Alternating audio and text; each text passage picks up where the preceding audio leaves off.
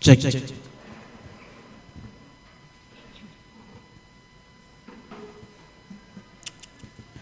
Assalamualaikum warahmatullahi wabarakatuh. Salam sejahtera, selamat siang, salam sehat untuk kita semuanya. Siang hari ini Masyarakat Anti Korupsi Indonesia, MAKI, Indonesia Police Watch, dan Public Policy Studies mengadakan diskusi terkait isu yang bisa dikatakan judicial corruption, ya.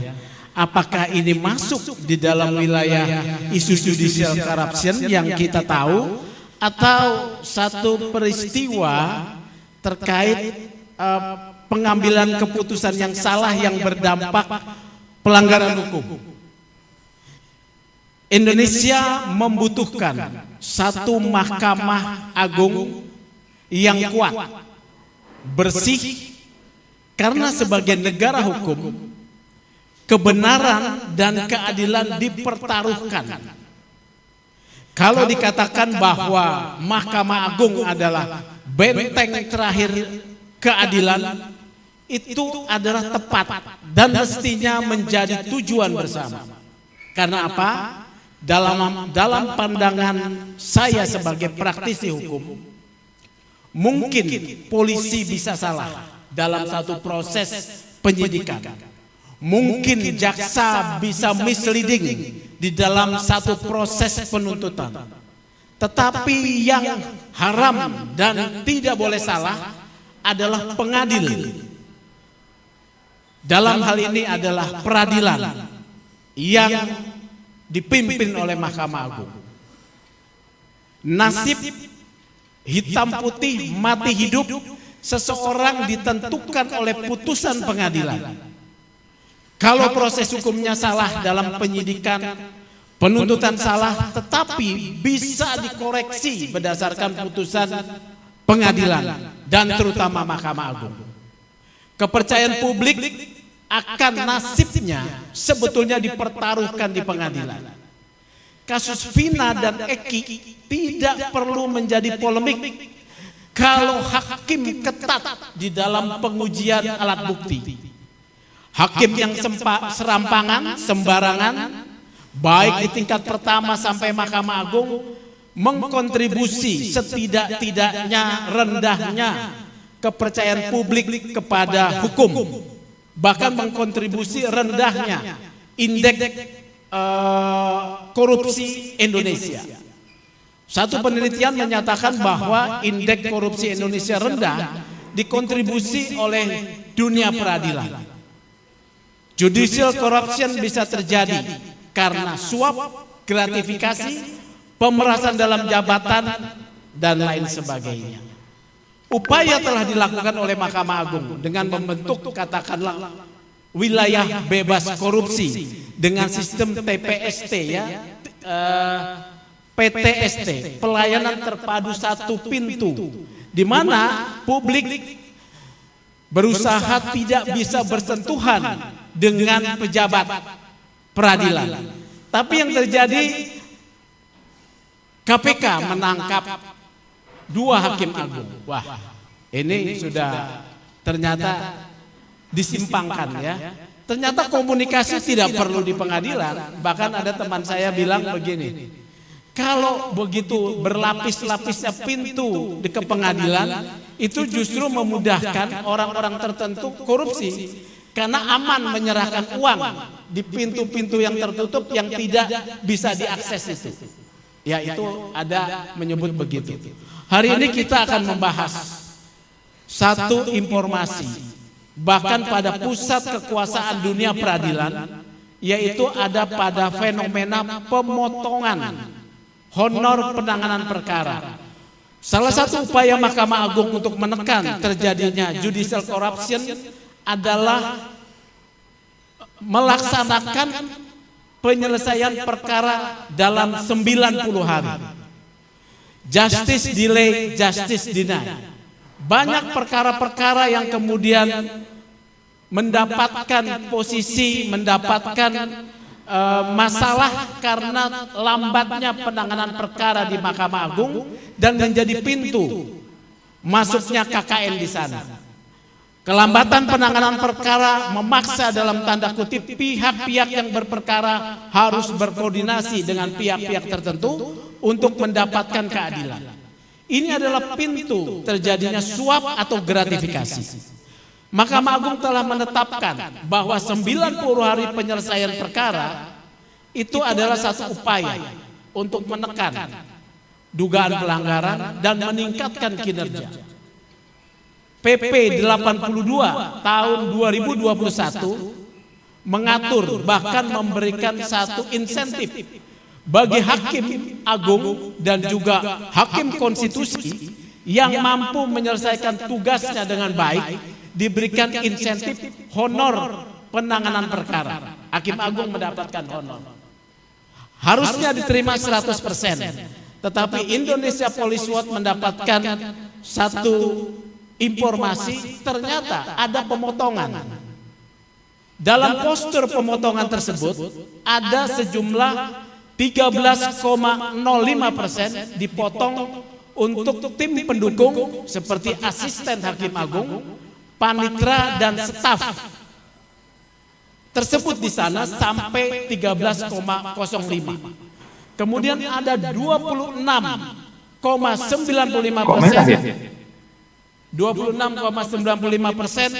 tidak jelas. Nah, ini yang menjadi pertanyaan ya. Hari ini kita mengundang 3 pembicara yang sudah tidak asing lagi bergerak dalam bidang anti korupsi. Kita beri tepuk tangan kepada Bang Saud Situmorang ya, mantan komisioner KPK. Bang Saud ini galak terus nih saya lihat Bang. Ya. Walaupun udah pensiun tetap galak ya. Kemudian ada akademisi yang senior saya nih ya, Bang Abdul Fikar Hajar, dosen Fakultas Hukum Trisakti ya. Dan aktivis yang terus menyala, dari tahun 93 saya kenal Mas Hersubeno, selamat datang. Nah, ini pembawa acara kita yang kita tunggu-tunggu ya, moderator kita. Yang terus menyala Bang Petrus Celestinus ya, tukang lapor nih kayaknya Bang Petrus ya. Siapa aja dilaporin ya. Ini kawan lama saya ya, Bang Petrus Celestinus. Tak kenal menyerah, pantang mundur selangkah pun. Tapi kok belum ada yang berhasil ya Pak Petrus ya, laporannya sana sini. Enggak bosan nih Pak Petrus? Enggak bosan ya ngelaporin Kaisar, ngelaporin presiden ya, ngelaporin semuanya lah. Kalau dirasa tidak cocok dilaporin. Kita membutuhkan tokoh-tokoh ya yang tetap konsisten ya, berada di jalur ini. Dalam diskusi apakah masa depan negara Indonesia ini bersih dari korupsi, saya bilang pesimis. Kita ditentukan sebetulnya oleh presiden, tapi itu nantilah ya. Jadi ada pemotongan. Pemotongan itu diatur oleh Sekretariat Mahkamah Agung. Nah, menjadi pertanyaan, ketika honor tersebut diatur secara hukum publik, ya saya ulang ini ya. Ketika honor diatur secara hukum publik, Hakim Agung berhak 100% atas honor penanganan perkara 90 hari. Bisakah dia dipotong berdasarkan aturan internal institusi? Nah, ini kalau Bang Saud sebagai mantan komisioner tentu di birokrat punya pengalaman tentang itu ya. Kemudian kita mendengar juga ada tanggapan dari Mahkamah Agung melalui juru bicara ya, bahwa benar ada pemotongan berdasarkan kesepakatan. Nah, ini para pembicara harus mengkaji nih. Bisakah hak yang diatur oleh satu regulasi sebagai hak Hakim Agung dipotong berdasarkan kesepakatan? Seperti iuran gitu ya.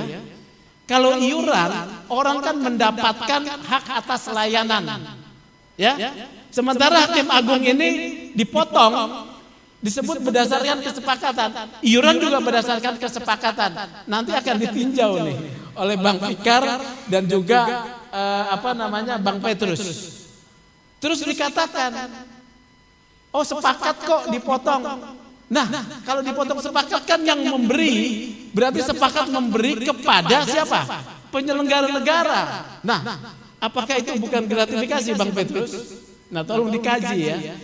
Kalau kemudian kesepakatan tersebut berdasarkan satu intervensi bukan atas kesukarelaan ya, ini bisa nggak disebut sebagai pemerasan dalam jabatan? Nah ahli-ahli ini akan berbicara nih ya, kita tinggal nonton ya. Hasil daripada diskusi ini kita akan serahkan kepada penegak hukum. Ada pertanyaan satu media besar kepada saya, Mas Sugeng ini politik ya? Ini diskusi ini politis ya? Saya jawab, apakah politik terkait pemilihan ketua Mahkamah Agung? Saya tanya, apakah jabatan ketua Mahkamah Agung jabatan politis? Saya tanya ya. Oh ini politik internal. Apakah ketua Mahkamah Agung politisi? Ya. Ini adalah informasi yang harus perlu diketahui oleh publik dan dibedah. Kita mencintai pengadilan yang bersih, karena di sanalah harapan bangsa Indonesia digantungkan. Terima kasih. Selamat mengikuti diskusi dan mengikuti pembicara ini hari ini. Demikian pembukaan dari saya. Terima kasih.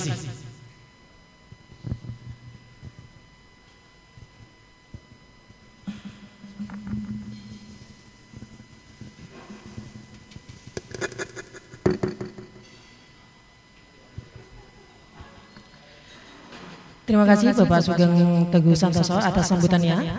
Bapak Ibu yang terhormat, selanjutnya kita akan beralih ke acara inti, yakni diskusi publik dengan tema bedah kasus dugaan pidana korupsi, pemotongan dan penyalahgunaan dana honorarium penanganan perkara atau HHP bagi Hakim Agung sedikitnya bernilai sebesar 97 miliar dan atau TPPU yang akan dipandu oleh moderator yang sudah tidak asing lagi. Untuk itu kepada Bapak Hersubeno Arif, waktu dan tempat kami persilakan.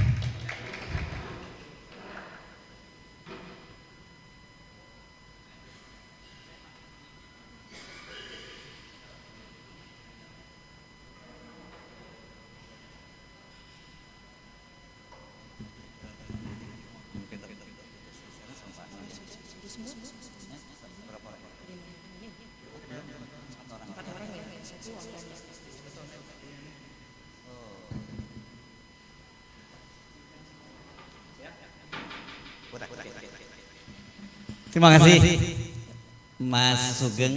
Saya tadi waktu ketemu diundang saya bilang saya sebenarnya menghindar nih kalau diundang sama Mas Sugeng, soalnya dia tuh kan cari gara-gara gitu. Saya sudah terlalu banyak masalah, jadi berkumpul dengan Mas Sugeng akan tambah banyak masalah lagi.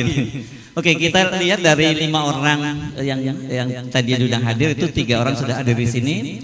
Bang Saud 1 orang, silahkan. Terus Pak Abdul Fikar, monggo silakan. Atas Bang Peter.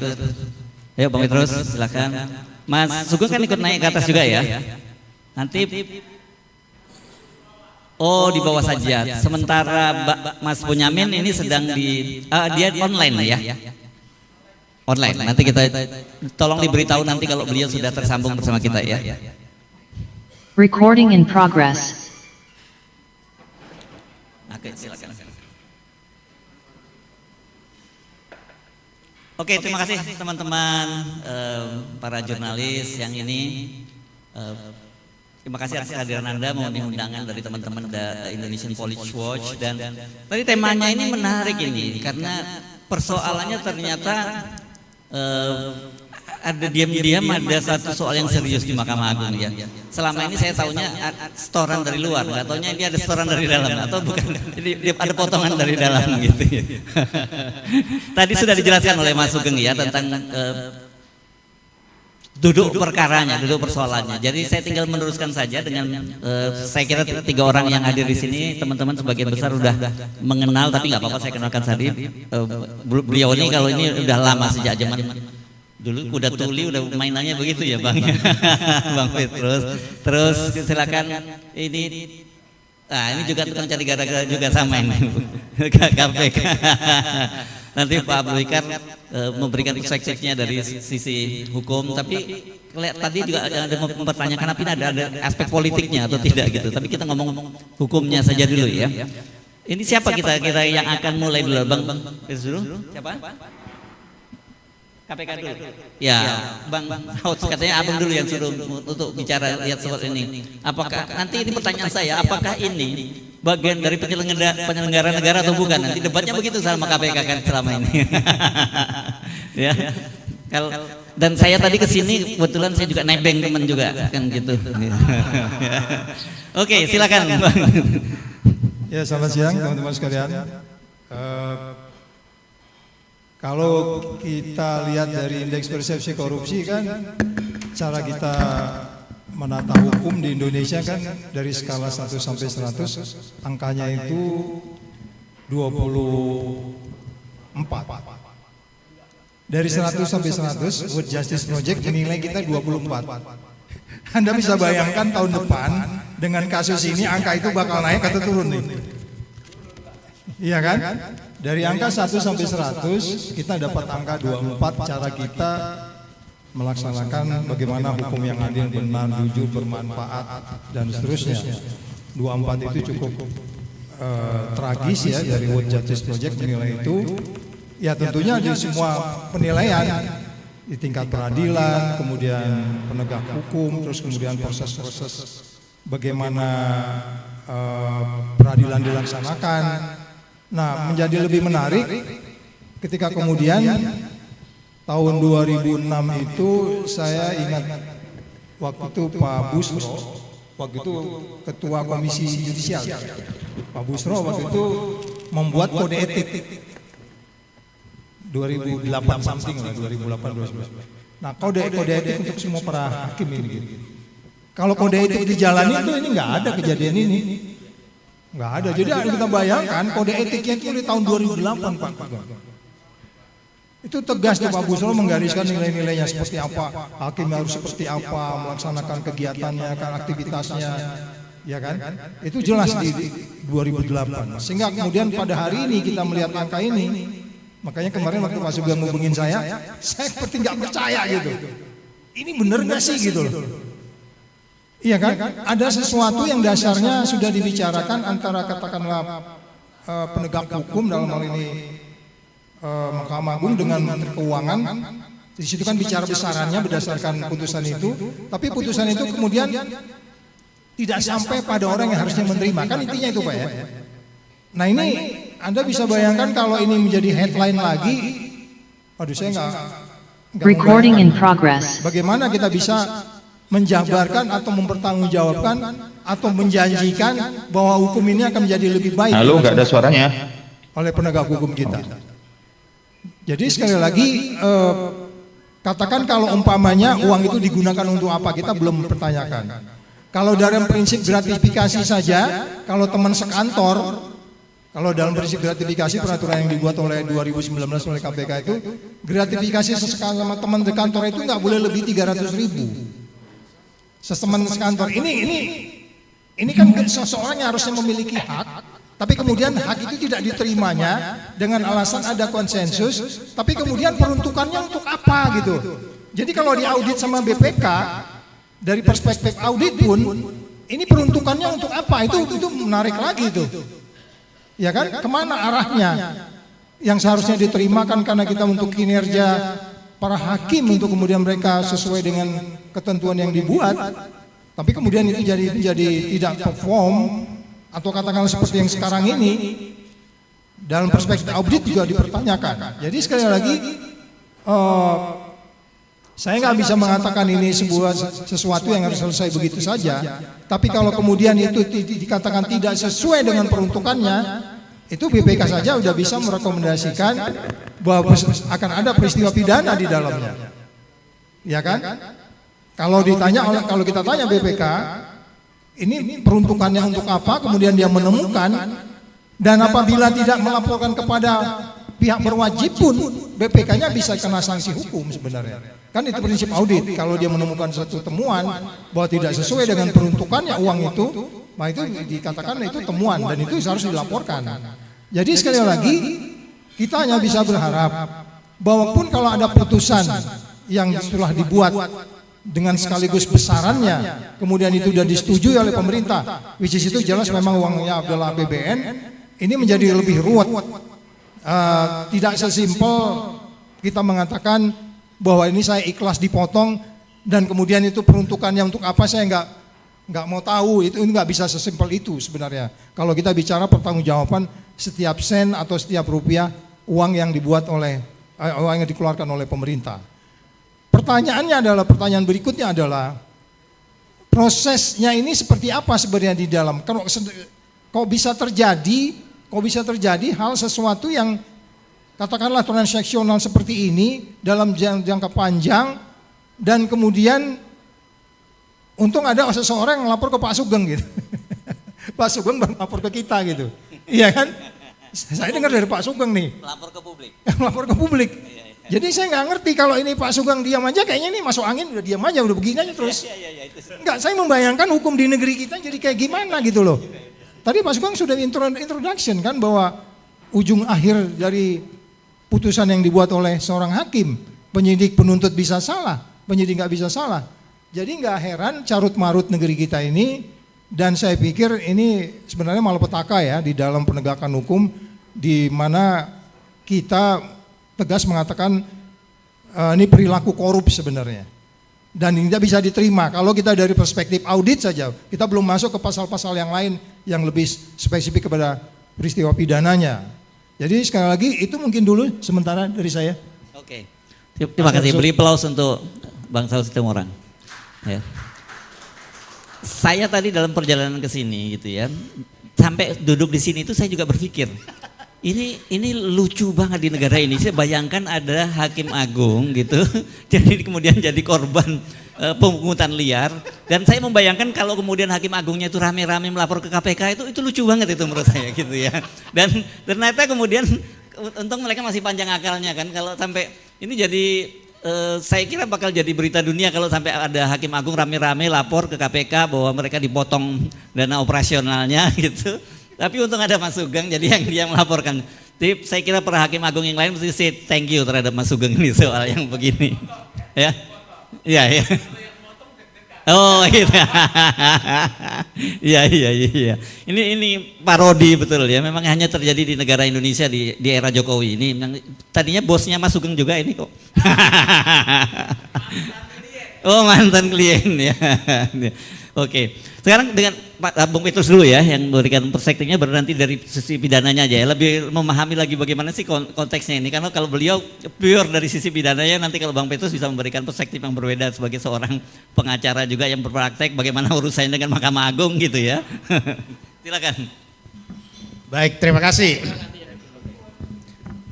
Nah, saya sudah baca tor yang disampaikan oleh penyelenggara diskusi dari Pak Sugeng.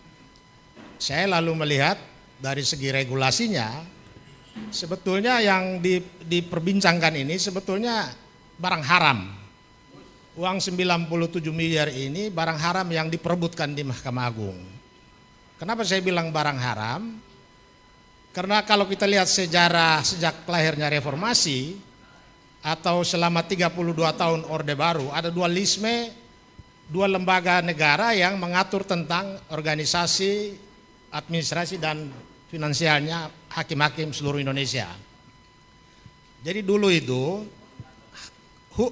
hakim-hakim ini khusus mengenai urusan peradilan, urusan sidang-sidang itu di bawah kekuasaan Mahkamah Agung. Tapi administrasi, organisasi dan finansialnya diatur oleh Menteri Kehakiman dan juga Menteri Agama khusus bagi hakim-hakim agama, dan hakim militer di urusannya dengan ABRI. Nah, dengan adanya dualisme ini, kadang-kadang khusus buat mafia peradilan, mereka misalnya sudah deal sama hakim untuk memutus sebuah perkara sesuai dengan pesanannya, dan kemudian merugikan pihak lain. Nah, pihak lain ini akan lari, dia datang ke Kuningan, lapor ke Menteri Kehakiman, ya, dengan iming-iming, bisa juga dengan uang supaya hakim ini dipindahkan. Jadi bagaimana hakim ini ada dalam keterikatan, ya, dalam cengkraman kekuasaan eksekutif, ya, leher ke bawah dipegang oleh kekuasaan eksekutif, sedangkan kepalanya dipegang oleh Mahkamah Agung. Jadi perjuangan supaya semua ada di bawah satu atap itu diperjuangkan oleh organisasi advokat tahun 70-an, 80-an itu supaya lepas dari kekuasaan eksekutif. Ya, bagaimana LBH waktu itu, Pak Buyung, Pak Haryono Citrusbeno, Pak R.O. Tambunan, mereka sering rapat perjuangkan supaya kekuasaan kehakiman itu harus merdeka. Tidak boleh ada dalam cengkraman kekuasaan eksekutif. Dan itu baru berhasil direformasi. Tahun 2004 pemerintah putuskan semua urusan organisasi, administrasi dan finansial hakim-hakim di bawah kekuasaan Mahkamah Agung ada di bawah Mahkamah Agung. Jadi kalau kemudian ya pemerintah keluarkan peraturan yang memberikan semacam insentif ya seperti kita lihat di dalam peraturan nomor 55 tahun 2014 itu diatur mengenai mulai dari gaji pokok sampai dengan segala macam tunjangan itu ada 10 jenis. Ya. Dan di situ pemerintah menyatakan atau Presiden SBY menyatakan dengan adanya gaji pokok dan tunjangan-tunjangan itu tidak ada lagi honor-honor apapun yang diberikan oleh pemerintah kepada Hakim Agung. Ya. Kalau terbukti Hakim Agung ini terima honor-honor di luar yang sudah ditentukan, maka diwajibkan harus kembalikan. Kemudian di tahun 2016 ketika Jokowi, saya lihat Jokowi ini udah mulai nakal, ya. Dia mulai menganulir peraturan pemerintah nomor 55 tahun 2014 ini dengan mengecualikan mengenai honor-honor tadi khusus bagi hakim konstitusi. Tahun berapa ini? Tahun 2016. Jadi mulai nakalnya baru tahun. Ya, tahun 2016 dia lebih nakal lagi, dia masuk ke Hakim Agung di tahun 2021.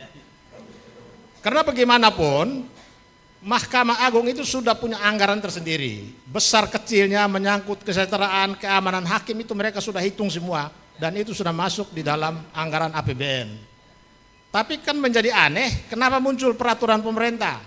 Diatur lagi honor yang mereka sudah tentukan jatahnya sekian-sekian. Sementara pada saat yang bersamaan, banyak gugatan dari rakyat terhadap pemerintah, terhadap presiden di Mahkamah Agung itu terlalu banyak. Jadi kalau pemerintah di waktu yang bersamaan memberikan semacam insentif, katakanlah atas nama honor, menurut saya ini bertentangan dengan larangan bahwa kekuasaan peradilan itu harus bebas, tidak boleh diintervensi oleh siapapun. Ini bagian dari intervensi kekuasaan eksekutif terhadap lembaga peradilan. Karena ada pemberian honor di luar gaji yang sudah diatur oleh Mahkamah Agung sendiri. Gajinya sudah besar-besar kok. Nah, sehingga menurut saya kalau ini kita persoalkan, memang harus dipersoalkan. Dan tarikannya mulai dari hakim-hakim dan pejabat di Mahkamah Agung yang nakal itu ditarik sampai kepada presiden. Karena di sini dia merusak status lembaga peradilan yang harus bebas dari campur tangan kekuasaan manapun. Dia masuk melalui, dikemas dengan peraturan pemerintah, padahal sebetulnya ini semacam gratifikasi. Karena pemerintah juga jadi pihak dalam berbagai perkara di Mahkamah Agung. Nah, saya lalu pikir jangan-jangan putusan Mahkamah Agung mengenai umur calon gubernur dihitung dari saat pelantikan, ini bagian dari insentif-insentif ini. Karena peraturannya diubah tahun 2021. Ini kerja rencana yang sistematis sudah lama. Jadi saya sepakat ini kita kejar bahwa ini korupsi, tapi kejarnya tidak terbatas di Mahkamah Agung. Ini harus sampai di depan istana sana kita kejar. Karena ini uang ini sebetulnya uang haram, sesuatu yang dilarang oleh undang-undang, tapi oleh presiden, oleh pemerintah dibuat peraturan yang memberikan insentif tambahan uang sekian ratus miliar untuk Hakim Agung. Sementara Mahkamah Agung ini pintu terakhir. Mungkin kalau diberikan ke pengadilan hakim pengadilan tinggi atau hakim-hakim di daerah yang hidupnya miskin melarat, itu lebih pas. Karena kalau kita dengar cerita hakim di daerah yang hidupnya melarat, mereka punya cerita sendiri. Jadi tahun 2002-2003 kami ini kan periksa kekayaan hakim, jaksa, polisi. Jadi kita tanya, kenapa hakim-hakim di daerah ini dalam pergaulan sosial kok seperti dikucilkan? Ya, setiap kali kita datang mau periksa yang jor-joran, traktir makan dan segala macam itu Kapolda, Kajati, sementara hakim, ketua pengadilan tinggi nggak nampak. Nah, di situ mereka bercerita, kami ini sebetulnya kami ditinggal. Ya. Kami ini kalau hitung dalam permainan perkara, kami ini pintu terakhir yang terdakwa atau pihak yang berperkara itu sudah habis-habisan di tangan polisi dan jaksa. Kayak kami itu sudah tengkoraknya aja. Nah, jadi mereka punya cerita pengalaman mengapa mereka seperti ya sudah nggak ada airnya lagi yang keluar. Nah, jadi kalau insentif ini diberikan ke Mahkamah Agung, sedangkan Mahkamah Agung itu pintu terakhir, saya pikir ini bagian dari membuat hakim-hakim itu tidak bebas, apalagi ketika masyarakat berperkara dengan pemerintah. Hakim kan akan memilih, karena dia sudah dapat insentif setiap bulan, setiap perkara mungkin dengan perkara beribu-ribu itu mereka mendapatkan bonus yang berlipat ganda. Jadi saya setuju dengan rencana Pak Sugeng tadi, atas nama IPW akan membawa persoalan ini kepada lembaga penegak hukum, tetapi kita tidak boleh berhenti hanya di Mahkamah Agung. Tarikannya hanya sampai kepada, karena ini gratifikasi yang dikemas dengan peraturan pemerintah. Harusnya kan Mahkamah Agung menolak. Biarlah semua anggaran yang kalau mau ditambah, Mahkamah Agung mengusulkannya lewat DPR, dan di sana pemerintah dan DPR putuskan dan dituangkan dalam APBN khusus mengenai anggaran untuk Mahkamah Agung, sehingga clear. Tetapi ini kan ujuk-ujuk muncul mulai dari tahun 2014 itu SBY masih bagus lah ya, dia bilang gaji pokok, tunjangan perumahan, kesehatan, segala macam itu ada 10 macam diberikan. Tapi honor-honor dan lain-lain tidak boleh. Hakim-hakim yang terima akan kembalikan. Tetapi mulai 2016 dipreteli oleh Presiden Jokowi karena dia yang tantangan itu PP, dan diperluas lagi di 2021, Hakim Agung pun mendapatkan itu. Sementara 2019, 21, 22 itu banyak gugatan masyarakat terhadap pemerintah, termasuk uji peraturan di bawah undang-undang di Mahkamah Agung, di mana yang digugat itu pemerintah. Nah, sehingga tidak heran kalau setiap kita gugat pemerintah kita dikalahkan. Salah satu faktor ya ini tadi, ada insentif, ada gratifikasi dari pemerintah kepada hakim-hakim, tapi dikemas dalam peraturan pemerintah dan lain-lain. Saya kira itu saja. Terima kasih. Saya khawatir Bang Betos sudah nggak ada waktunya lagi kalau kita bawa sampai ke Merdeka Utara ini. Oke, Presiden yang baru. Sekarang kita dengar dari perspektif hukumnya. Saya nggak tahu ini parodi sebenarnya. Tapi bagaimana ini kita lihatnya dari sisi hukum pidana? Bisa nyala nggak? Yang ini aja Pak Abdul Fikar. Oh sudah. Oke.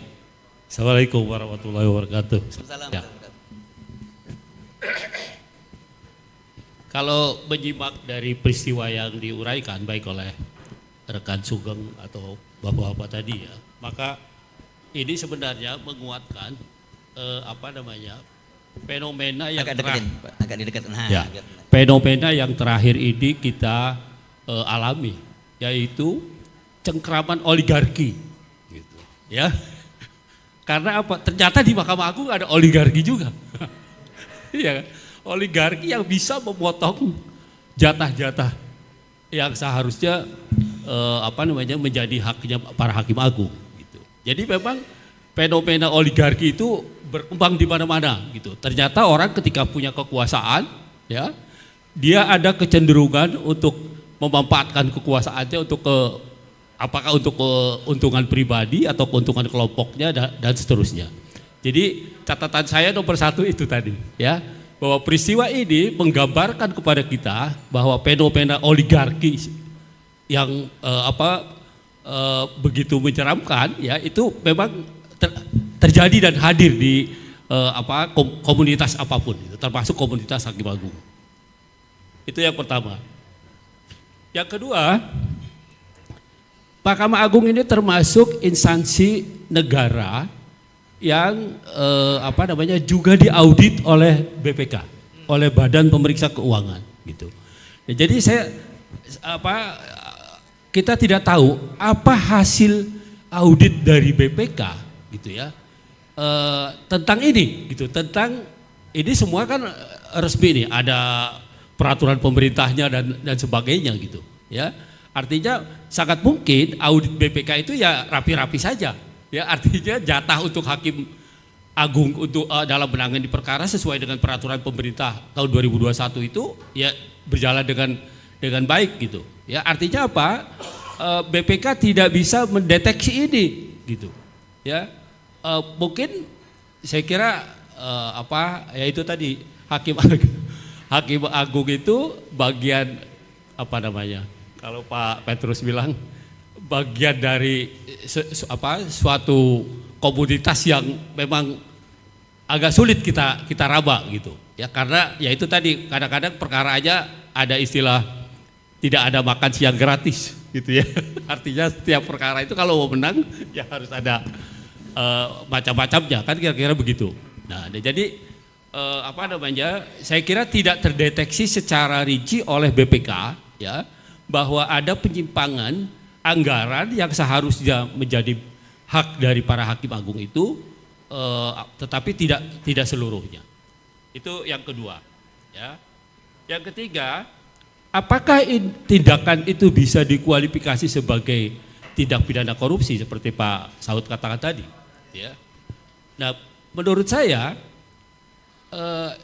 salah satu ciri tindak pidana korupsi adalah merugikan keuangan negara. Nah, persoalannya ini adalah apakah keuangan yang diterima oleh para hakim agung itu masih keuangan negara? Nah itu yang jadi soal itu kalau menurut saya.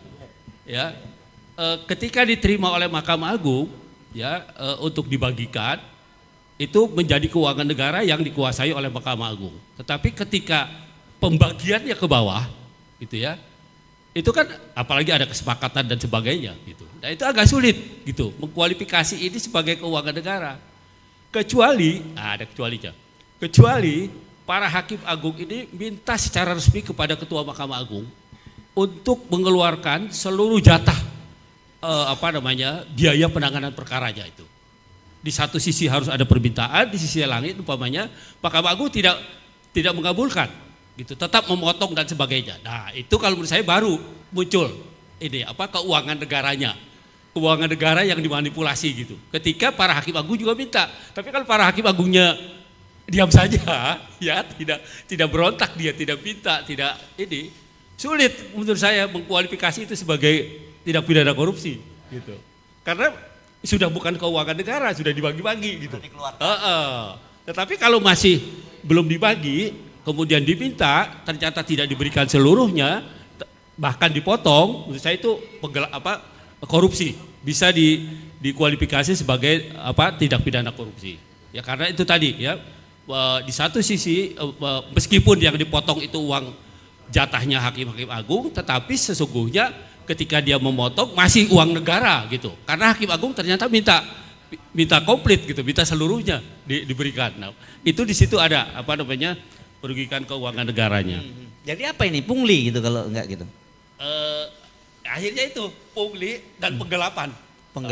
Karena ya? Kalau nggak salah kan Mas Sugeng, tolong dikoreksi ya. Jadi ada 2 kwitansi yang keluar kan ya, Mas Sugeng ya. Kwitansi yang utuh dia tanda terima uang yang diterima seluruhnya, uang operasionalnya. Ada satu lagi yang sudah dia tanda terima yang sudah dipotong, begitu kan ya. Jadi ada 2 itu. Dua kwitansi. Dua gitu ya Mas Sugeng ya. Gitu ya. Apa? Satu kwitansi penuh.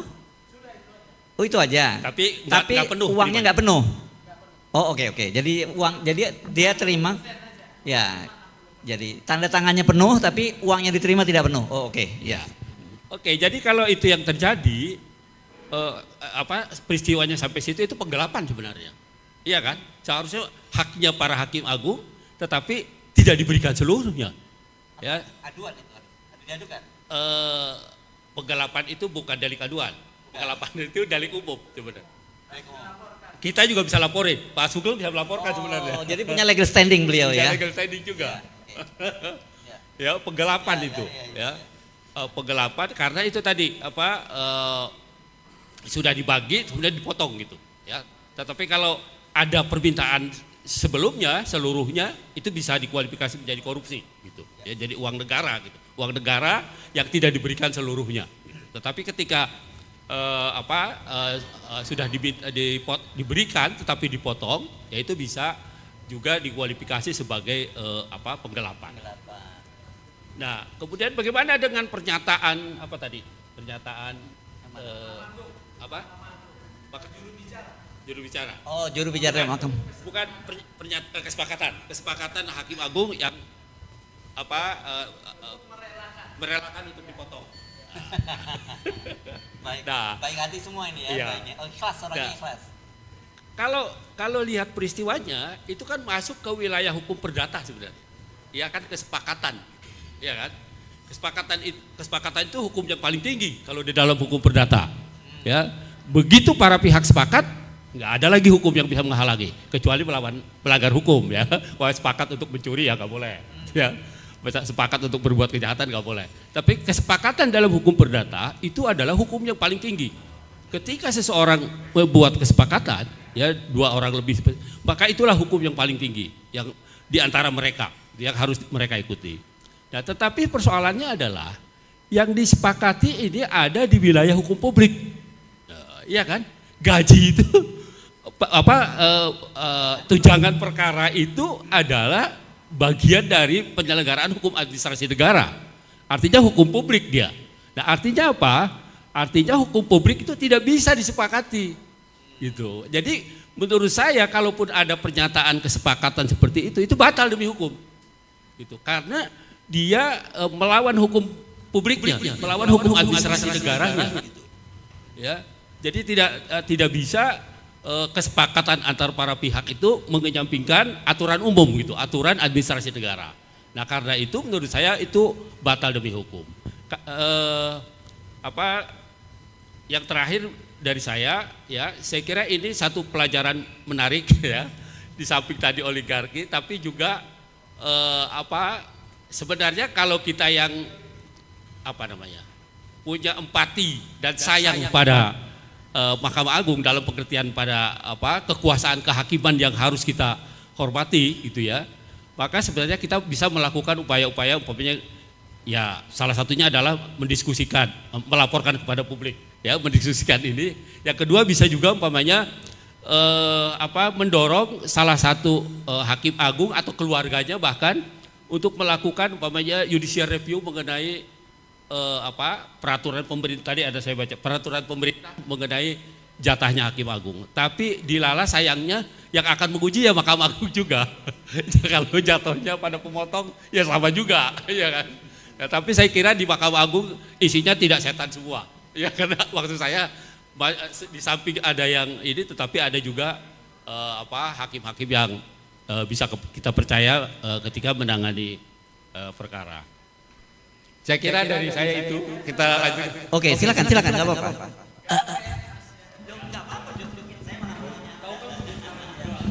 Bukan, ini saya mau melanjutkan ke Bang Fikar ya. Bang, ini ada ya nota dinas ya. Nota dinas saya berikan juga tuh ya. Ini nota dinas dari Sekretaris Mahkamah Agung tentang pemberitahuan perubahan alokasi honorarium HPP 2023 ya. Kalau surat ini berisi tentang postur pembagian HPP ya. Kalau dalam PP 82 tahun 2021 itu kan hak penuhnya 100%. Ternyata di sini hakim tunggal, hakim 5 majelis atau hakim 7 majelis itu mendapat 60% saja. Kalau di hakim tunggal penuh dia dapat 60%. Kalau hakim 5 majelis dibagi 5 ya. Ketua lebih besar. Kalau hakim 7 majelis dibagi 7. Oke, 60% ya. Kemudian ada yang dipotong buat tim pendukung ya. Di sini ada panitera pengganti, panitera muda kamar, operator staf majelis ya. Itu jelas angka-angkanya. Jumlahnya dari hakim 5 majelis, 7 majelis maupun hakim tunggal itu sama jumlahnya 13,05% ya. Jadi tercantum nih laporan ya, tertulis ini. Tapi ada angka yang tidak tertulis.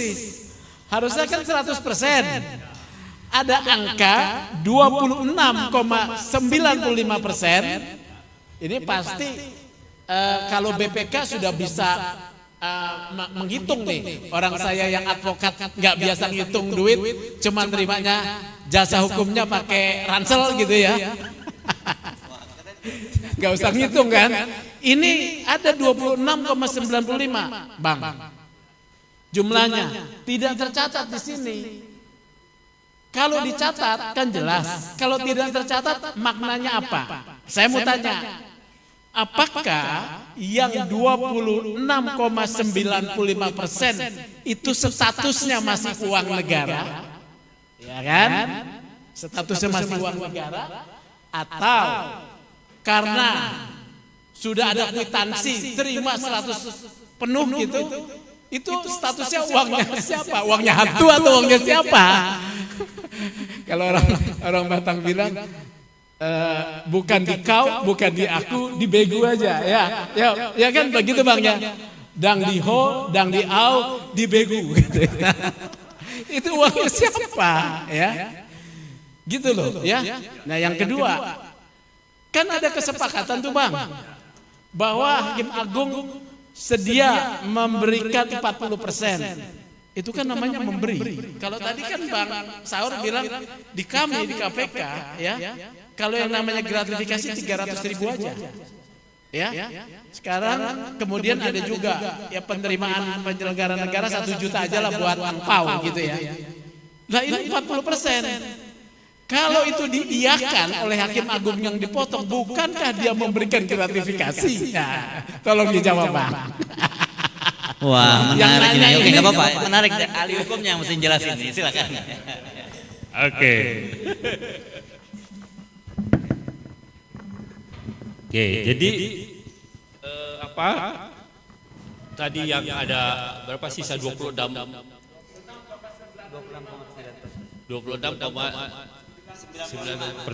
Hampir 27 lah ya. Sampai 27 itu yang tidak jelas. Ya. Sementara tanda terimanya 100%. Ya. Nah, itu pilih siapa gitu kan. Nah, menurut saya ini tinggal perspektifnya. Ya, kalau perspektifnya perdata aman itu yang 27. Iya kan?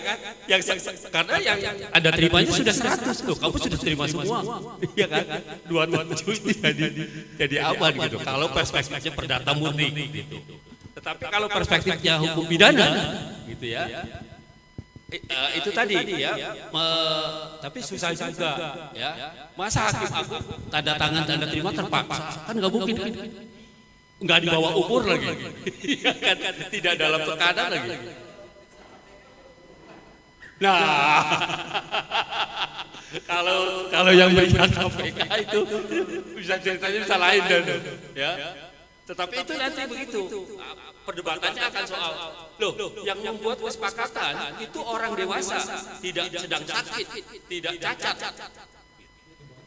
ya, tidak di bawah tekanan, ya. Nah itu kelemahannya, gitu. Karena itu yang 26 itu bisa selamat tuh, ya. Nah.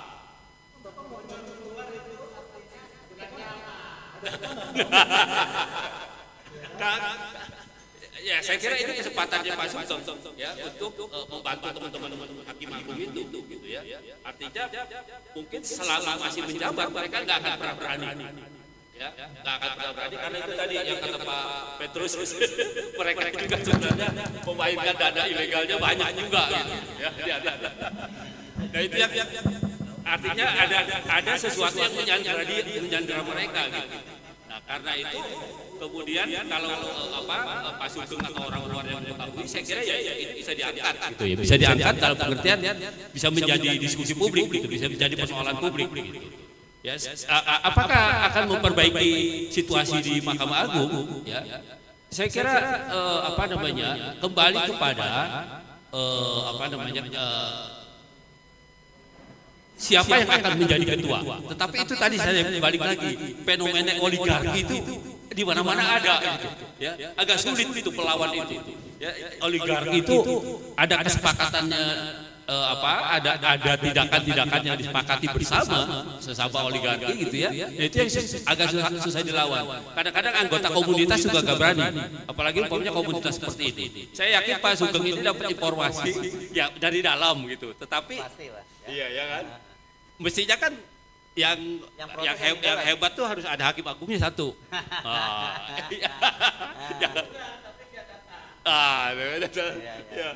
Ya kan. Nah, itu yang saya kira juga menjadi semacam semacam penyanderaan gitu. Penyanderaan secara secara sistemik gitu. Ya. Dia dengan sistem kerja yang seperti sekarang ini saja itu sudah ada penyanderaan yang begitu kuat gitu, sehingga agak sulit mereka berekspresi. Nah, oke, jadi kembali lagi ke soal 26 miliar dan kesepakatan itu jelas-jelas uang mestinya menjadi haknya Hakim Agung di satu sisi, tapi di sisi yang lain pernyataan kesepakatan itu juga menjadi hambatan gitu ya. Walaupun tadi saya katakan kesepakatan yang melawan hukum publik itu batal demi hukum sebenarnya, ya tidak sah gitu sebenarnya. Nah, jadi kembali kepada para hakim agungnya sebenarnya, ya. Tapi saya ingin satu lagi kan ini dituangkan dalam satu peraturan. Di satu sisi ada peraturan pemerintah, kalau peraturan pemerintahnya tidak ada diskriminasi atau apa. Tetapi begitu sampai ke peraturan Mahkamah Agung, bukan peraturan, ini nota dinas ya. Agak sulit kan? Artinya nggak ada forumnya untuk judicial review gitu. Kalau undang-undang Mahkamah Konstitusi, kalau bukan undang-undang di Mahkamah Agung kan, ini tidak ada forumnya. Nah, ini forumnya adalah forum komunitas saja yang harus menyelesaikan. Saya kira itu. Oke. Katanya nanti dulu sebelum Pak Petrus, saya diberitahu bahwa Pak Mas Bonyamin Saiman sudah terhubung ya lewat Zoom ya. Gimana? Sudah Pak. Oke, silakan. Via apa nih? Audionya aja yang muncul ya, atau termasuk videonya? Audionya saja ya. Ya. Mas Bonyamin, bisa dengar suara saya? Ya. Oke, Mas Bonyamin. Jelas Mas. Yes, oke. Ini di mana? Lagi di mana posisi? Di Australia. Oh, jauh rumahnya di Australia. Oke, nggak apa-apa. Tapi Anda sudah dapat udah dapat briefingnya ya tentang konstruksi peristiwanya ya, Mas Bonyamin ya. Silakan. Langsung saja Mas Bonyamin. Masih, Assalamualaikum warahmatullahi wabarakatuh. Waalaikumsalam warahmatullahi wabarakatuh. Oke, kelihatan ini wajahnya sekarang. Pak Ersu, Pak Petrus, Pak Saud, Pak Rikar, dan Pak Sugeng yang saya hormati. Disclaimer dulu, yang dalam paparan itu kan uangnya tertulis senilai berapa, tapi kita sebenarnya belum sampai detail sebenarnya berapa sih yang diduga nanti, karena ini kan sebenarnya forum diskusi ini kita merumuskan apakah ini pungutan liar atau gratifikasi atau ya dianggap suatu yang tadi sah gitu kan, karena ada istilah kesepakatan. Nah, ini yang sedang kita coba rumuskan. Tapi kalau gambaran begini sebenarnya, uang yang diterima oleh Hakim Agung yang menyidangkan perkara sesuai peraturan pemerintah tadi, akhirnya kan yang diterima 60% atau ya 70% atau berapa, pokoknya tidak diterima sepenuhnya. Lah, kalau dengan demikian berarti kan negara harusnya membayar senilai ya 74% itu atau 60 sampai 74%. Jadi artinya itulah yang menjadi kepentingan dari negara untuk memberikan honor kepada Hakim Agung yang menyelesaikan sidangnya. Dan itu pun kan ada ditambah syarat lagi yang mampu menyelesaikan 90 hari. Sementara dalam peraturan pemerintah itu 90 hari itu seperti apa? Nah, sekarang ada beberapa yang kemudian Hakim Agung bisa menyelesaikan 90 hari, tapi minutasi oleh asisten, itu hakim tinggi atau hakim apa, itu bisa jadi tidak selesai 90 hari. Nah, ini ada sisa. Kemana uang itu sisa? Ya, jadi banyak hal yang memang masih harus didalami dari proses itu. Kalau ini bahasa saya, bisa jadi ini ada dugaan korupsi, bahkan karena negara akhirnya ketahuan, ini ternyata negara, ini kan sesuai peraturan pemerintah itu kan membayar honor hakim agung. Nah, ditanya honor hakim agung yang diterima sebenarnya berapa? 74%. Artinya kalau katakanlah 1 bulan atau berapa kali sidang itu 100 juta, yang diterima kan sebenarnya hanya 74 juta. Atau bahkan hanya 60 juta. Maka harus dibalik caranya. Bahwa hak yang sisanya yang tidak bisa diterima oleh hakim agung dalam sidang itu bukan haknya siapa-siapa, harus dikembalikan kepada negara. Ketika tidak kepada kembali negara, bahkan diduga dibagi-bagi, maka versi saya itu ada kerugian negara gitu. Itu yang pertama. Yang berikutnya adalah Bupati Sidoarjo itu dikenakan pungli yang kemudian juga korupsi. Nah, apakah juga tidak ada kesepakatan di sana? Diduga ada kesepakatan meskipun lesan, gitu. Karena ya takut dengan bupatinya, maka bawahan-bawahan yang jasa upah pungut pajak daerah itu, yang kemudian diambil dengan sebuah surat juga dari bupati, mereka waktu itu ya bisa dikatakan sepakat, gitu. Meskipun hanya lesan. Ini kan soal persoalan lesan atau tertulis itu. Nah, bukan persoalan kemudian kesepakatan itu diambil dengan cara benar-benar sepakat. Nah, itu kan belakangan. Karena diduga dulu itu pada posisi pokoknya dipotong-potong gitu. Bahkan ada informasi begitu dugaannya bagian dari proses pemotongan honor hakim agung itu gitu.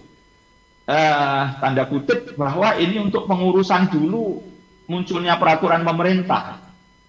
Nah, walau sebenarnya ini, tapi ini akhirnya kan diakui oleh Mahkamah Agung dalam jumpa pers kemarin di Jogja itu bahwa ini potongan itu diberikan kepada supporting ya, panitera pengganti, tukang ketik atau apapun lah istilahnya begitu. Nah, itu yang kita anggap sekarang yang benar aja lah dulu. Karena tadinya kita kan masih menggali, ternyata kemarin ada jumpa pers oleh Mahkamah Agung di Jogja yang menyatakan itu bahwa ya memang ada istilahnya tidak diberikan utuh kepada hakim agung karena dibagi pada yang lain-lain. Ini kan bahasa penghalusan aja. Jadi ini menurut saya sudah malah bahwa kita tidak usah mencari data lagi gitu, bahwa ada istilah kita pemotongan gitu dugaannya, tapi mereka istilahnya adalah dibagi kepada pihak lain, artinya di luar hakim agung. Nah, ini artinya pada posisi kesepakatan ini memang harus diuji nantinya. Pertama kali saya mendapat data ini di berita Wadal yang menyampaikan ke saya, tadinya saya meneteskan air mata kira-kira gitu Pak Saud dan kawan-kawan, karena mungkin bahasa kita kalau ada oknum hakim nakal itu kan kira-kira ya memperdagangkan perkara, ya tanda kutip suap gitu. Nah, dan itu mungkin di negara manapun paling-paling ya terjadi itu. Tapi kalau ada pemotongan honor hakim itu kok rasanya baru di kita gitu. Sampai saya berpikir, apa ya ini ada pemotongan honor hakim agung gitu. Jadi ini yang bagi saya suatu yang saya tidak percaya waktu itu gitu. Tapi kemudian kemarin ada pernyataan di Jogja gitu, ya sudah berarti dugaan itu ada. Pokoknya ya bahasanya penghalusan tidak diterima sepenuhnya oleh hakim agung karena dibagi dengan yang lain. Tapi kan apapun dasar pemberian itu kan harus ada dasar hukumnya. Ini orang hukum kan harus begitu. Honor hakim itu dasarnya peraturan pemerintah, ya harus diterima penuh. Tiba-tiba ada nota dinas. Nah, untuk diberikan pada pihak lain, ini kan seakan-akan sembunyi-sembunyi. Kalau mau fair itu atau mau terbuka sekalian, ini dasarnya yang mestinya peraturan Mahkamah Agung yang diunggah di lembaga negara, di Kementerian di Dirjen AHU sebagai bentuk pembagian kepada yang lain. Nah, itu yang mestinya bukan sekedar nota dinas kalau bicara administrasi, tertib administrasi. Nah, itu yang bagian catatan saya yang paling utama menurut saya yang dari proses ini adalah saya akhirnya berdasarkan saripati teman-teman tadi, Pak Petrus, Pak Saud, Pak Abdul Fikar Hajar dan Pak Sugeng itu akan seperti yang kemarin-kemarin menyampaikan ini kepada KPK untuk dinilai. Sekarang bukan pemberiannya, tapi penerimaannya. Karena yang menerima itu bisa jadi pejabat, bisa jadi penyelenggara negara. Karena bisa jadi ada dugaan itu selain panitera pengganti, ada yang lain-lain yang menerima. Gitu. Nah, asisten itu bahkan hakim pernah menerima gitu. Ada bahkan diduga rapelan. Gitu. Nah, saya balik aja gitu. Ini penerimaan yang diterima oleh beberapa pejabat di Mahkamah Agung yang diduga diterima itu nanti dari itu saya serahkan pada KPK boleh nggak diterima atau tidak boleh. Nah ini kan sudah lebih dari 30 hari gitu karena tahun kemarin ada. Gitu. Jadi prosesnya kita balik bukan pemberian dari Hakim Agung kepada panitera pengganti atau kepada yang lain-lain tukang ketik gitu. Nah tapi adalah penerimaan oleh pihak ini dari dugaan pemotongan tadi gitu. Jadi penerimaan gratifikasi bukan pemberian gratifikasi. Karena diduga saya kira nanti kita bisa lacak itu biarlah KPK mencari data siapa aja yang menerima. Kalau laporan saya diduga ada pejabatnya, ada penyelenggara negaranya. Nah, boleh nggak menerima itu? Gitu. Jadi itu yang versi saya malah begitu kira-kira kalau kita serahkan kepada KPK ini apakah boleh diterima atau tidak oleh yang bersangkutan. Jadi gambaran saya begitu teman-teman sekalian. Dan kalau ini versi-versi yang lain itu kan dulu sebenarnya kan juga ada istilahnya tanda kutip BPK menemukan ini waktu itu bahkan diberikan secara tunai dugaannya. Dan belakangan bahkan dipotong dari Bank BSI. Nah, apakah ini juga tertib administrasi dugaan pengaliran uang ini? Karena kalau ini pemotongan itu bank sistemnya harus surat kuasa yang nilainya terurai dengan jelas dan tidak boleh diulang-ulang. Gitu. Surat kuasanya ya hanya satu tanggal itu dan memotong itu. Gitu. Nah, ini Pak apakah bocorin nanti tiba-tiba kalau belum ada kemudian dibuatkan lagi tanggalnya mundur gitu? Ya. Tapi saya yakin masa nanti kalau ada dugaan itu gitu. Karena bisa versi saya dugaan saya tidak tertib administrasi itu. Karena ya berdasarkan kesepakatan Bank BSI kalau katanya gitu yang bagian urusan honor sidang ini untuk Hakim Agung ini. Nah, itu ada peraturan dari Bank Indonesia sebelum ada OJK itu surat kuasa itu ya hanya berlaku satu, jumlahnya ditulis di situ dan hanya berlaku sekali. Nah, apakah dari Hakim Agung itu yang dipotong tadi, dipindahkan lainnya tadi dari Bank BSI itu kemudian ada tertib administrasi itu. Nah, ini sebenarnya bisa saya mintakan kepada Otoritas Jasa Keuangan OJK untuk menilai apakah Bank BSI sudah tertib administrasi dan tata kelola yang baik dari sisi itu. Karena apa dasarnya gitu sebenarnya juga pemotongan masa hanya surat kesepakatan gitu atau surat pernyataan gitu. Nah itu yang versi saya kalau ini misalnya pernah saya alami misalnya dalam konteks ini guru-guru yang sertifikasi ada dapat tunjangan senilai gaji itu kemudian diterima. Lah mereka biasanya motong 100.000 bukan motong jadi mengambil secara sukarela sudah diterima sukarela hanya dikumpulkan untuk diberikan yang honorer. Dan itu nilainya kecil gitu. Artinya kalau 100.000 dari 5 juta kan berapa persen? Nggak ada apa-apanya, persentase.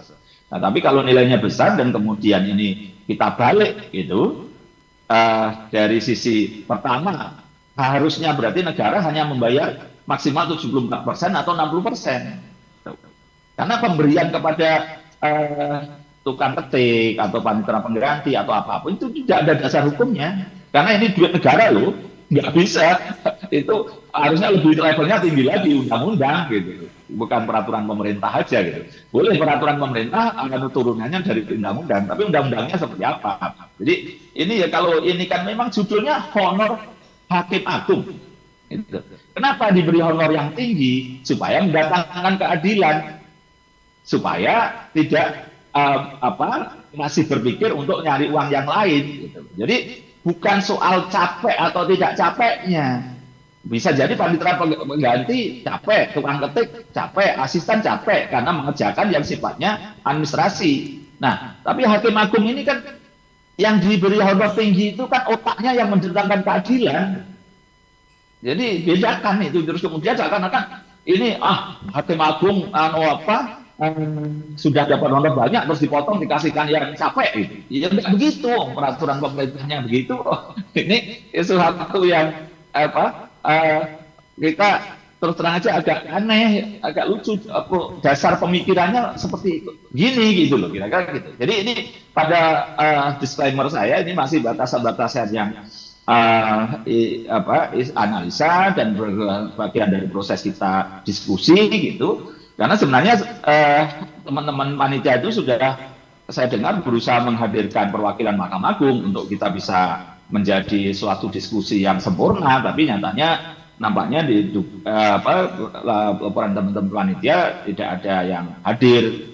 Dia ya akhirnya kita menjadi diskusi yang timpang ini sebenarnya. Jadi ya harus dimaklumi atau dimaafkan kalau kemudian kita menjadi seperti satu frekuensi yang diskusi ini gitu, karena ya sebenarnya panitia sudah berusaha untuk adil dengan menghadirkan dari perwakilan Mahkamah Agung, tapi katanya tidak adil. Nah, itulah pemikiran saya, karena ya seperti kemarin misalnya gratifikasi itu ada yang sejak zaman Pak Firly itu helikopter itu kan diduga dapat diskon sehingga diputus, meskipun waktu itu hanya bergaya hidup mewah, tapi sebenarnya ada diskon yang itu mestinya juga tidak boleh diterima karena meskipun alasannya COVID diturunkan diskon tidak masuk akal juga, karena 1 jam 7 juta sementara operasional beli aftur dan bayar pilot dan parkir aja diduga di atas 15 juta gitu.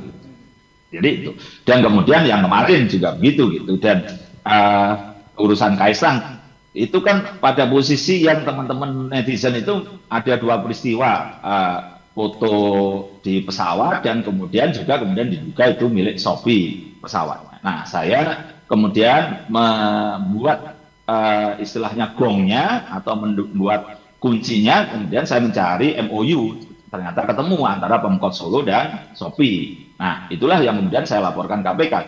Jadi saya kalau ini nanti dari rumusan yang saya kemukakan tadi disetujui atau dimohon tanggapan dari teman-teman semua, apakah versi gratifikasi yang penerimaan itu jadi lebih masuk akal daripada pemberian. Nah, itu yang mungkin yang justru kita hadapkan pada KPK supaya tidak ada polemik, dan ini bisa jadi loh ya, ini malah akan dipakai untuk menyerang itu, untuk katanya kemarin bahkan ada pernyataan dari juru bicara Mahkamah Agung Pak Soeharto, ini katanya dipakai untuk serangan hitam pada calon ketua MA. Ya, ini faktanya dari sisi pembicaraan itu, fakta dugaan tidak diterima penuh Hakim Agung itu kan akhirnya diakui gitu. Sehingga diskursus ini kita bicarakan, apakah ini pungutan liar, apakah gratifikasi, apakah ini sah kan gitu. Nah, sehingga ini ya kita kan diskusi ini, tapi yang paling bisa menilai kalau penerimaan gratifikasi kan KPK. Jadi biar kita tidak nanti menjadi suatu sandera bagi Mahkamah Agung juga gitu, itu bisa dimanfaatkan oleh orang nakal gitu, atau ya istilah orang hitam itu, entah oknum pengusaha hitam atau pengacara hitam untuk menakut-nakuti Mahkamah Agung. Wah, ini bisa jadi masalah loh, jadi masalah lah. Kan bisa dimanfaatkan malah. Jadi kita mendapatkan Mahkamah Agung yang pada posisi tersandera gitu kan. Kita juga sebagai pencari keadilan kan menjadi sesuatu yang tidak mendapatkan hal keadilan yang sebagaimana mestinya. Yes. Jadi ini sebenarnya saya berharap itu Mahkamah Agung untuk hari ini atau bulan depan tidak ada lagi pemotongan gitu, karena ini bisa, saya yakinnya Hakim Agung juga pasti tidak terima sebenarnya kalau ditanya begitu. Tapi nggak berani ngomong gitu ya. Dipotong 40% gitu. Iya. Baik. Ya terima gitu pasti gitu loh. Jadi itu yang saya rumuskan Bapak-bapak dan teman-teman sekalian. Terima kasih. Oke, terima kasih Mas Benjamin Saiman dari Australia. Ini KPK nih kelihatannya ya, mestinya yang ini ya. Coba Bang Saud gimana kira-kira konstruksi kalau dari KPK gitu. Ya, jadi tahun 2021 memang ada penelitian ya terhadap MA ini. Disimpulkan memang ada 3 kesimpulan. Pertama adalah memang tata kelola di dalam. Baru kemudian yang menyangkut etika, yang kedua. Yang ketiga adalah menyangkut yang kita bicarakan ini. Bahwa mereka sebenarnya memerlukan itu gitu. Jadi 3 kesimpulan. Tahun 2021 penelitiannya. Memerlukan apa ini maksudnya? Ya perlu ada dana tambahan yang untuk supaya mereka berkinerja. Oh, oke. Ya soal data di hari dan seterusnya itu. Sehingga kemudian 3 hal ini direkomendasikan. Ya. Dalam pikiran saya ini salah satu rekomendasi hasil riset tahun 2021 itu dari 3 kelompok masalah tadi. Nah ini kan kalau kita bicarakan hari ini menyangkut persoalan ke-1 dan ke-2. Tapi yaitu kata menyangkut Bang Petrus tata tadi kelola. tahun 2016 ya dimulainya ini ya. Mulai dari 2016 katanya sudah mulai itu. Ya, tapi itu berarti kan mereka bisa melihat ada sesuatu yang nggak benar juga sebenarnya. Sehingga kemudian salah satu rekomendasinya sebenarnya supaya mereka diberi dana tambahan. Jadi dari kalau ini dimulai tahun 2016, tapi itu riset tahun 2021 karena ada problem. 2021 nanti bisa diakses juga. Jadi maksud saya 2 problem di atas yang menyangkut tata kelola, terus menyangkut masalah etik. Ini kan masalah etik juga dong. Yang nggak etik dong Pak, minta sama teman sekerja itu etiknya di mana gitu loh. Ini nggak ada etiknya itu, kalaupun nggak melanggar hukum gitu kan. Nah kemudian komisi etiknya gimana, komisi yudisialnya kayak gimana gitu. Jadi sekali lagi ini sebenarnya kesimpulan kita adalah diskusi ini nggak bisa dibiarkan begini karena ini cerminan dari penegakan hukum secara keseluruhan, iya kan? Pintu akhir gongnya dia ada mereka tapi carut marutnya seperti ini gitu. Saya bisa mengatakan kalau saya posisinya di sana ini dilaporkan ini pidana sebenarnya. Kalau dalam pikiran saya common sense saja tuh. Dibawa ke KPK maksudnya ya? Iya. Dan itu harus dikembalikan semua itu yang sudah diterima selama ini kembaliin kepada orang yang berhak. Karena bahasanya audit itu nggak begitu Pak. Bahasanya audit itu setiap rupiah itu harus disesuaikan dengan peruntukannya. Peruntukannya untuk Pak Fikar. Kok Pak Fikar ngasih 30% kepada Hersu? Nggak bisa kayak gitu. Oh saya ikhlas Pak. Iya ikhlas tapi itu menimbulkan perilaku korup. Dan itu yang dirusak sebenarnya. Kita harus jaga perilaku korup itu untuk kemudian tidak diteruskan. Kan itu yang dirusak dari peristiwa ini gitu.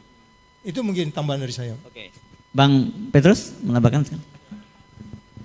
Jadi kita sepakat ya hakim-hakim agung itu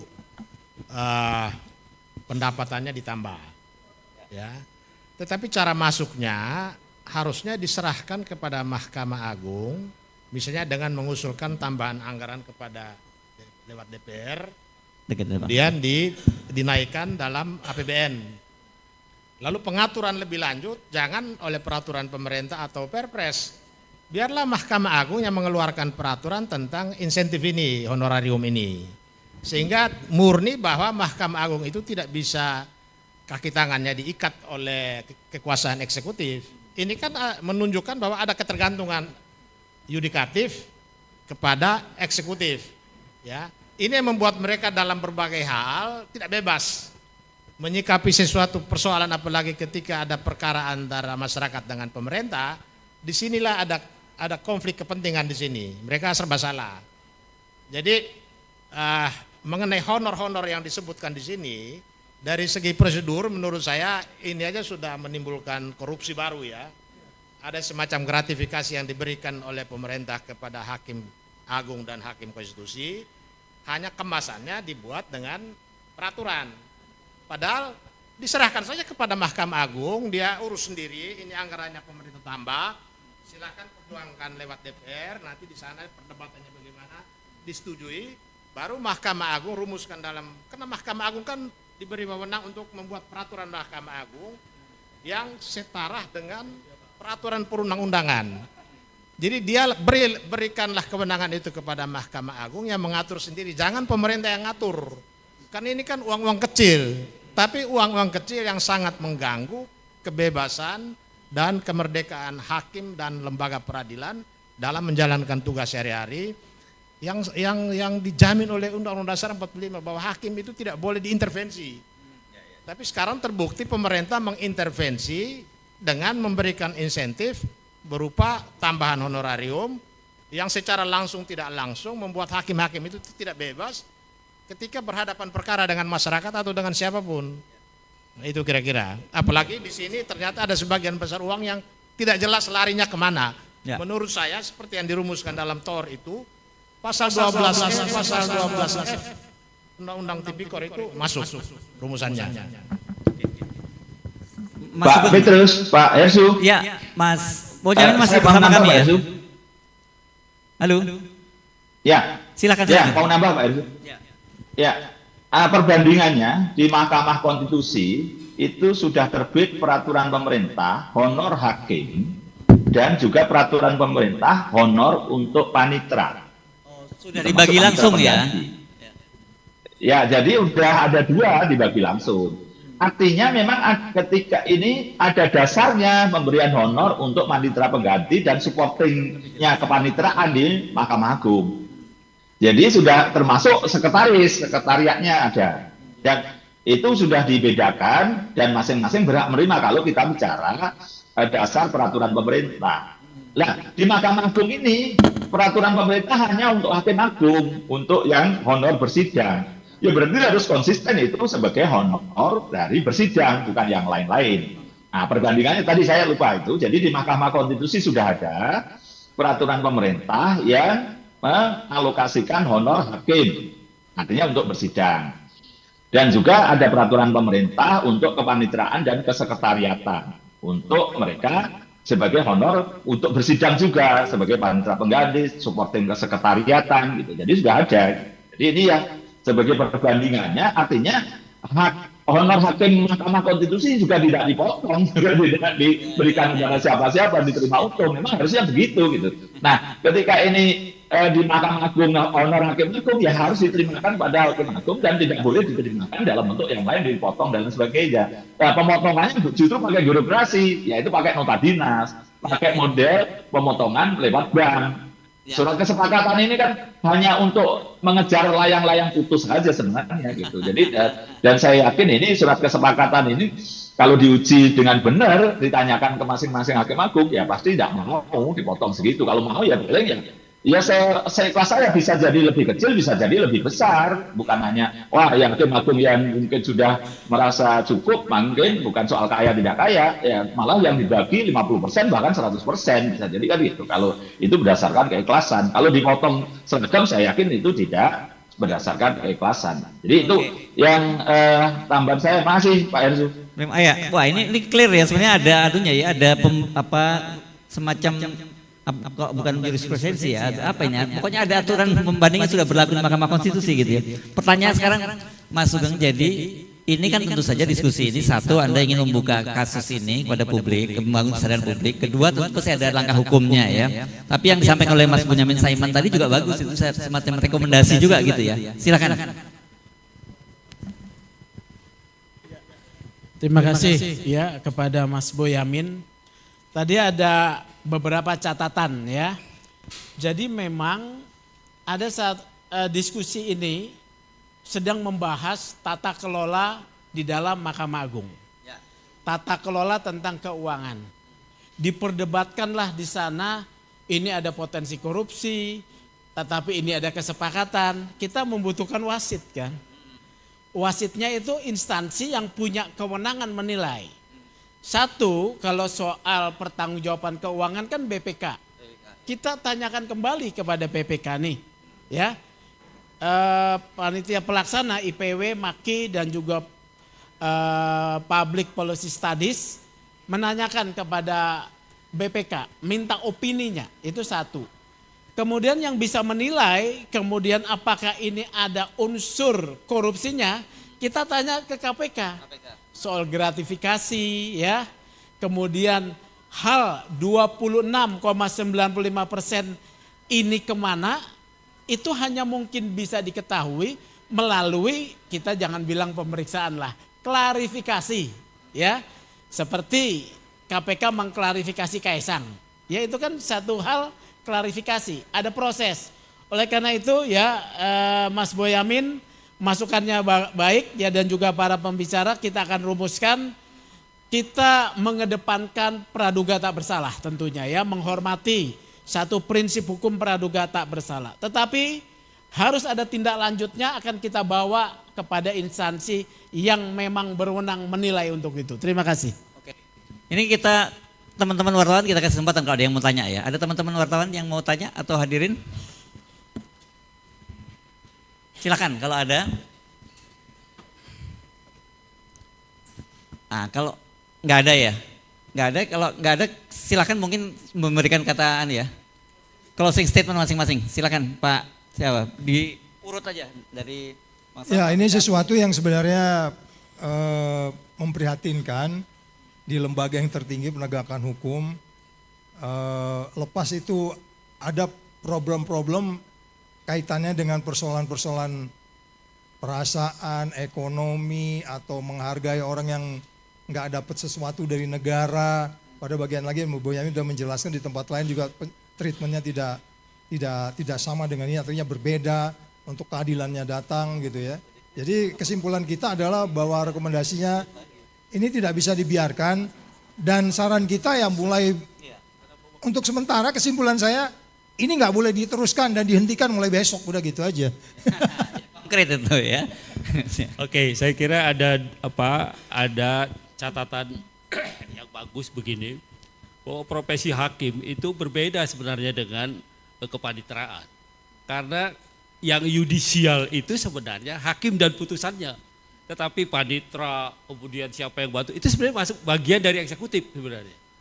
Bagian dari pelaksana pemerintahan gitu, pemerintahan dalam bidang Mahkamah Agung umpamanya seperti itu. Nah karena itu menurut saya seharusnya tidak hanya peraturan pemerintah mengenai pemberian insentif perkara terhadap hakim, tetapi juga bisa dibuatkan insentif untuk pendukung yang lainnya gitu. Umpamanya untuk kepaniteraan sendiri dan untuk kepaniteraan dan pegawai Mahkamah Agung atau pegawai yudisial secara keseluruhan gitu. Karena itu tadi yudisial, yang bersifat yudisial itu sebenarnya hakim dan putusannya. Selebihnya itu sebenarnya eksekutif gitu, bagian dari eksekutif. Nah karena itu harus dibedakan gitu, ya harus bedakan. Coba ironinya kan hakim yudisial dipotong oleh kepalanya sendiri. Nah itu yang menjadi ironi. Saya kira begitu. Oke, kalau Bang Petrus tadi malah ngomong, ini kan kita ngomongin cuman kesejahteraan di Mahkamah Agung ya, padahal hakim-hakim di bawah sana itu juga perlu mendapat perhatian lebih luas ya. Silakan. Ya, jadi pertama baik pemerintah maupun Mahkamah Agung harus sama-sama jaga posisi Mahkamah Agung sebagai lembaga peradilan yang dia harus bebas dan merdeka. Dia tidak boleh diikat dengan macam-macam rambu atau peraturan seperti halnya peraturan pemerintah tentang honorarium ini. Karena dengan cara seperti ini, secara langsung tidak langsung membuat hakim tidak bebas ketika mengadili perkara antara masyarakat dengan pemerintah. Jadi kalau pemerintah memang mau memberi kesejahteraan kepada masyarakat, kepada hakim, sebagaimana dijamin oleh Undang-Undang Kekuasaan Kehakiman di pasal 48 itu, negara menjamin keamanan dan kesejahteraan hakim. Itu kata undang-undang itu. Jadi kalau menjamin begitu, ya mekanismenya tentu harus dikembalikan ke Mahkamah Agung. Mahkamah Agung ajukan ke DPR, dan DPR dan pemerintah ya berdebat atau diskusi, saling memberikan pandangan dan lain-lain. Kemudian ya disetujui, dituangkan dalam APBN. Dari situlah nanti Mahkamah Agung mengatur sendiri. Jangan dikeluarkan lagi peraturan yang dibuat oleh pemerintah yang secara langsung tidak langsung mengikat hakim-hakim agung. Kemudian kalau kita bicara tentang kesejahteraan hakim, tentu seperti yang saya katakan tadi, hakim-hakim di daerah itu paling miskin. Mereka masih banyak yang dari rumah ke pengadilan itu masih naik motor, ya. Karena kondisinya seperti itu, maka di daerah terpencil, ya katakanlah di NTT, ya di Indonesia Timur lainnya atau di daerah terpencil, itu akhirnya masyarakat pencari keadilan yang menjadi korban. Ya. Mereka harus jual tanah, mereka harus jual hewan, hanya untuk memenuhi permintaan hakim. Ya, bahkan hakim ini juga punya operator di lapangan. Mereka tugaskan panitera jurusita ini masuk ke kampung-kampung, ketemu para pihak, tawarkan diri, nanti kami buatkan gugatannya, kami buatkan jawabannya, kami buatkan replik, duplik, dan seterusnya. Tapi perkara itu juga mereka yang harus putus. Ini yang membuat kondisi pelayanan keadilan di seluruh Indonesia, khususnya di luar kota-kota besar itu sangat memprihatinkan. Ini yang harus diperhatikan. Jadi mulai dari Mahkamah Agung sampai peradilan tingkat bawah harus ada perhatian yang sama. Ya, supaya mereka dalam perilaku pelayanan keadilan jangan menjadikan masyarakat itu sebagai objek untuk mencari tambahan penghasilan. Saya kira begitu. Oke. Terima kasih, beri aplaus semua untuk para narasumber. Jadi ini kelihatannya tugasnya kembalikan lagi ke IPW ini nanti ya, untuk mengambil langkah-langkah lebih lanjut. Selain ini menjadi semacam awareness pada publik gitu, bahwa ada situasi yang sebenarnya sejak tadi saya juga mikir ini komedi banget. dan itu hanya terjadi di Indonesia begitu ya. Oke Pak Mas Jamin, silakan kalau mau memberikan closing statementnya. Ya, saya setuju dengan Pak Petrus, ini harus level undang-undang. Nah, saya bisa aja nanti maju ke Mahkamah Konstitusi, menguji Undang-Undang Kekuasaan Kehakiman, Undang-Undang Mahkamah Agung dan Mahkamah Konstitusi, bahwa seluruh honor, seluruh tambahan gaji dan lain sebagainya itu harus diatur dalam undang-undang, tidak boleh diatur dalam peraturan pemerintah. Karena kemarin diduga itu peraturan pemerintah itu seakan-akan diperjuangkan kepada pemerintah dapat, dan seakan-akan ya udahlah bagi-bagilah, jangan diambil sendiri honor oleh Hakim Agung aja. Salah satu dugaan alasan untuk memotong itu.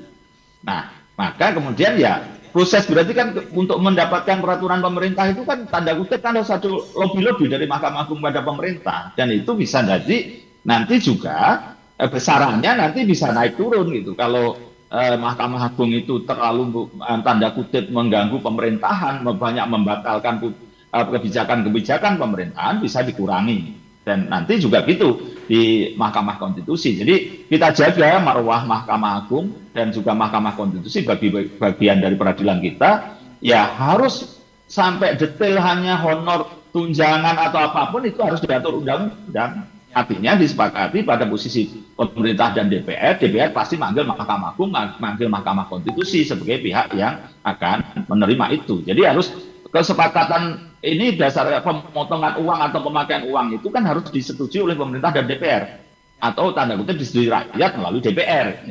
Jadi itu saya kira pada posisi harus kita kuatkan bahwa segala hal yang berkaitan dengan kekuasaan kehakiman dalam hal ini Mahkamah Agung dan Mahkamah Konstitusi harus dalam bentuk undang-undang, tidak boleh peraturan pemerintah, sehingga kemudian tidak ada pemotongan-pemotongan tadi. Sehingga nanti tujuan Pak Petrus itu untuk mensejahterakan hakim di daerah pun juga akan tercover, karena nanti akan disupporting kepada Mahkamah Agung, biayanya sekian, pengajuannya sekian untuk tambahan honor hakim-hakim daerah, misalnya daerah terpencil itu jumlahnya besar supaya mereka mendatangkan keadilan. Itu jadi rumusan bahwa kemandirian dari lembaga peradilan itu harus kita jaga betul, dan itu prosesnya harus sampai di sana, tidak boleh lagi peraturan pemerintah, peraturan presiden atau peraturan Mahkamah Agung yang mendasari dari peraturan pemerintah. Itu aja, makasih Mas Dersu dan kawan-kawan, makasih. Terima kasih. Jadi ini urusannya negara ya. Jadi nanti nggak ada hakim yang merasa utang budi pada penguasa, yang seperti yang jadi dikhawatirkan oleh Bang Petrus tadi ya. Oke, banyak sekali Mas Sugeng jadi yang PR yang harus dilakukan. Jadi banyak PR yang harus dilakukan, termasuk melakukan judicial review ke Mahkamah Konstitusi tadi, karena dengan begitu saya kira bagus urusannya, tidak ada lagi Hakim Agung merasa utang budi pada presiden gitu, karena ini yang menjamin negara, bukan seorang presiden gitu ya. Oke, terima kasih ya teman-teman semua yang hadir pada hari ini, baik yang bergabung langsung di sini maupun bergabung melalui channel YouTube-nya. Dan ini saya kembalikan lagi kepada pembawa acara dan saya sebenarnya ucapkan terima kasih. Assalamualaikum warahmatullahi wabarakatuh. Terima kasih Bang. Jadi lebih banyak produktif juga itu. Tidak sekedar menggugat.